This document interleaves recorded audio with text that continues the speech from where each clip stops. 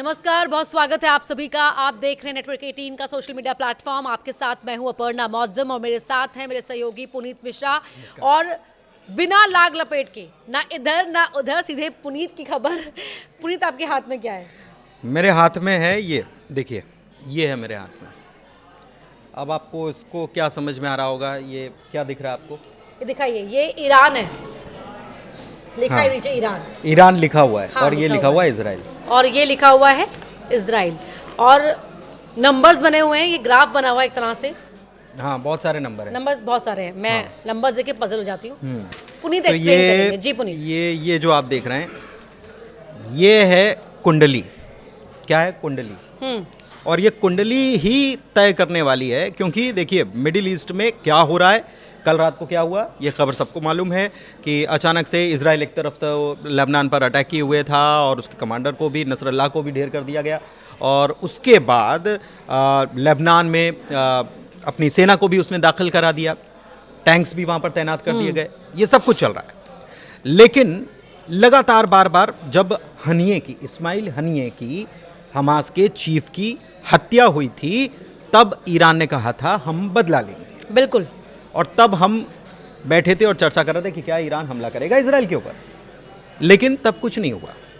Iran ने धमकाया, चमकाया, जिसको भी हम जो भी कह लें।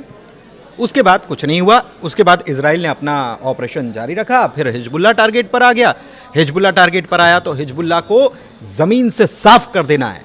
नेतन्याहू ने यह तय कर लिया था और कह दिया था कि हम तो ज़मीन से साफ करके ही दम लेंगे, कोई हमको रोक नहीं सकता।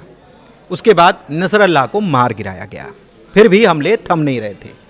और इसके बाद ये हुआ है कि ईरान ने कर दिया हमला इजराइल के ऊपर कल रात। 200 मिसाइलें दागी हैं और वहां पर सायरन बजने लगे। हाहाकार मच गया, ये समझ लीजिए। इजराइल की तरफ से अपने नागरिकों को कह दिया गया कि आप बंकर में छुप जाइए। सेफ शेल्टर्स जो बनाए गए हैं वो भारतीयों के द्वारा ही बनाए गए। वहां पर सबसे बड़ी बात यह है कि वहां पर जो भारतीय हैं उनके द्वारा ही ये तैयार किया गया है। खैर, ये एक खबर अलग है, लेकिन वहां पर जाकर लोगों ने अपनी जान बचाई। इजराइल की तरफ से जो वहाँ के आईडीएफ के प्रवक्ता हैं, इजराइल डिफेंस फोर्स के प्रवक्ता हैं, हगारी, उन्होंने इसको एक मैसेज जारी किया और कह दिया कि अब हम तय करेंगे कब, कैसे, कहाँ हमला करना है, कहाँ जवाब देना है। बहुत भारी पड़ेगा ईरान को ये हमला। यहाँ तक कि यूएन चीफ की एंट्री पर भी उन्होंने बैन लगा दिया, रोक लगा दिया। इजराइल ने निंदा नहीं की यूएन चीफ, निंदा नहीं की। इसलिए क्योंकि अभी हम बीते दिनों देख रहे थे कि खूब खेल चल रहा था। ये आंकड़े जो हैं, इसके बारे में हम आएंगे, इस पर बात करेंगे। लेकिन खूब खेल चल रहा था और हो ये रहा था कि लेबनान पर हमला हुआ, या फिर इसके पहले हमने देखा कि हमास के ऊपर अटैक किया गया, गाजा में अटैक किया गया, वेस्ट बैंक में अटैक हुआ। बहुत सारी खबरें आई और बार बार ये कहा गया कि आपको युद्ध रोकना होगा, हर हाल में रोकना होगा, और ये जो चल रहा है ये तुरंत रुकना चाहिए। गरीब लोग, मसलूम लोग, बच्चे, सबकी मौत हो रही है। यूएन में ये बड़ा मुद्दा उठा था और यूएन में ही इजराइल के प्रधानमंत्री बेंजामिन नेतन्याहू ने कह दिया था कि हम तो रुकने वाले नहीं हैं, क्योंकि हम आतंकवाद का सफाया करके रहेंगे। ये उन्होंने कह दिया था। और खबर तो ये भी आई कि वहीं से ऑर्डर दिया गया था नसरल्लाह के खात्मे का। वहीं से ऑर्डर दिया गया था, कह दिया गया था शूट और शूट। बिल्कुल। और उसके बाद फिर क्या हुआ? उसके बाद दिलचस्प क्या है अपर्णा, कि केवल ये नहीं हुआ, ये एक ऐसी घटना थी जिसने सबको चौंका कर रख दिया। बिल्कुल। हिजबुल्लाह को चौंका कर रख दिया कि ये क्या हो गया। खबर ये आई कि ईरान के ही एक बंदे ने, जो वहां पर था, उसी ने खबर दी इजराइल को कि यहां पर हैं नसरल्लाह और ढेर कर दो। तो अटैक हो गया। उसके बाद एक खबर और आई।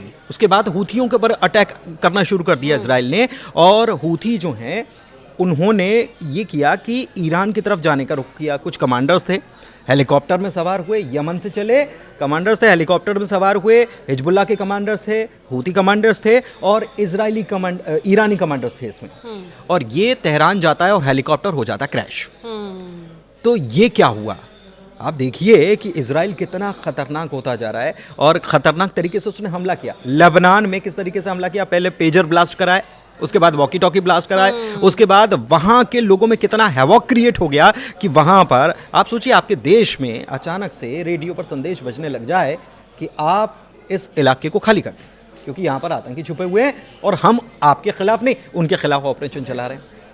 लेबनान के प्रधानमंत्री, राष्ट्रपति की तरफ से ये कहा गया कि ये जो हुआ है इसकी वजह से 10 लाख लोग प्रभावित हुए हैं, विस्थापित हुए हैं, और घर छोड़। इलेक्ट्रॉनिक डिवाइस जो सबके घरों में होते हैं बहुतायत मात्रा में, उनमें ब्लास्ट हो रहा था, लोग लैपटॉप फेंकने लगे थे, देखा था आपने हाँ बिल्कुल बिल्कुल, तस्वीरें देखी थी।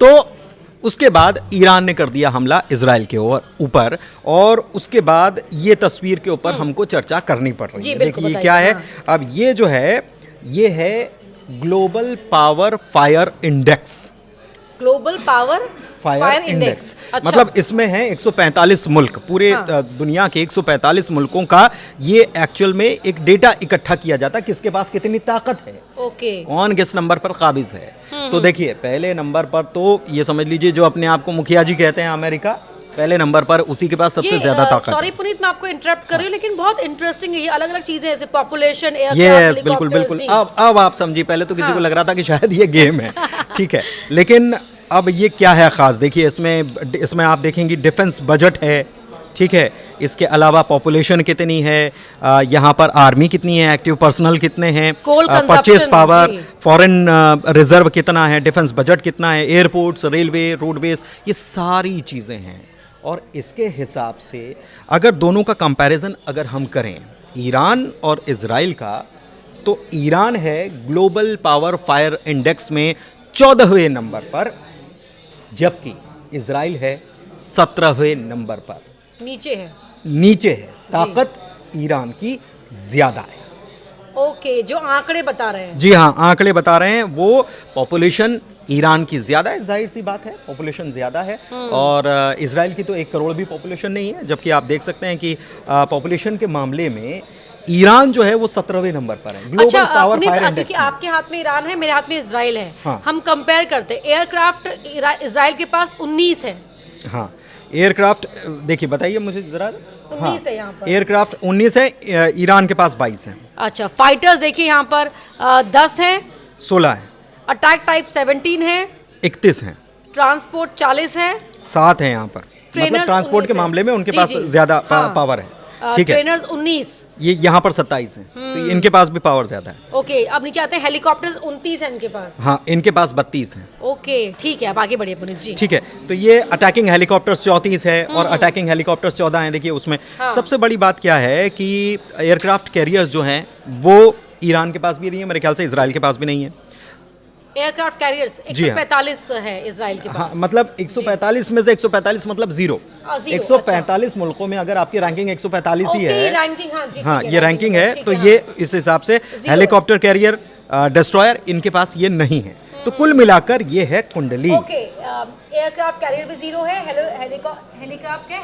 Helicopter career, helicopter career 0, destroyer, ठीक है। इसके अलावा फ्रिगेट्स ये भी 0 हैं, और माइन वॉरफेयर, ऑयल प्रोडक्शंस, ये सारे 0 हैं, 0 ठीक है। हाँ, और ये ईरान के पास अगर देखें तो कुल मिलाकर ओवरऑल रेटिंग देख लेते हैं, क्योंकि बहुत सारी चीज़ें हो जाएंगी बताने को। ओवरऑल रेटिंग में ईरान 14th नंबर पर है और इजराइल जो है वो 17th नंबर पर स्टैंड करता है। लेकिन सबसे बड़ी बात कि इजराइल जो है, इजराइल के पीछे कौन खड़ा है? इजराइल के पीछे खड़ा है अमेरिका। कल हुआ क्या? कल हुआ ये कि ईरान ने किया हमला इजराइल के ऊपर, इजराइल के खिलाफ, इजराइल के ऊपर ईरान ने हमला किया, बिल्कुल। और यूएस ने कहा कि हाँ, यूएस ने कहा, अपने ट्रूप्स को कहा कि ये जो मिसाइलें छोड़ी जा रही हैं इसको रास्ते में नष्ट करो, इसको खत्म करो।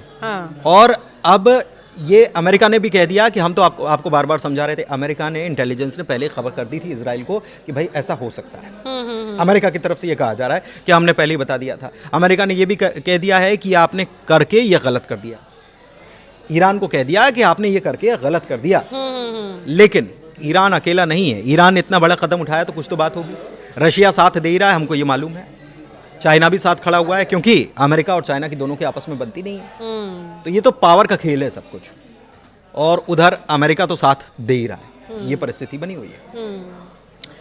चारों तरफ से घिरा हुआ है इजराइल, लेकिन उसके बावजूद भी कह रहा है कि हम शांत नहीं बैठेंगे। हाँ, हम शांत नहीं बैठेंगे, जवाब देंगे। और जवाब कैसे देता है? देखिए, अगर ग्लोबल फायर पावर इंडेक्स ये देखिए, दोनों का अगर आप देखेंगे तो उसमें कंपैरिजन करेंगे, आपको नेट पे भी ये सारी चीज़ें डेटा मिल जाएगा। लेकिन बात क्या है कि इजराइल फिर भी भारी पड़ रहा है, क्योंकि सारे इजराइल पुनीत, की आपने ये तरफ से बात कह दी। अब जो तमाम जो यूजर्स हैं ना वो अनाप शनाप कमेंट जिस तरह से लिखते हैं, देखिए कमेंट्स का तो क्या ही कहा जाए, लिखने वाले तो बहुत कुछ लिख देते हैं और बहुत ऐसी चीज़ें लिखते हैं कि शर्म आनी चाहिए कि आप क्या लिख रहे हैं सोशल मीडिया पर। आप जब कुछ लिखते हैं आप अपनी बात रख सकते हैं, लिख सकते हैं। और क्या आप ठीक है? चाहेंगे कि आपका बच्चा, आपके भाई बहन वो कमेंट पढ़े?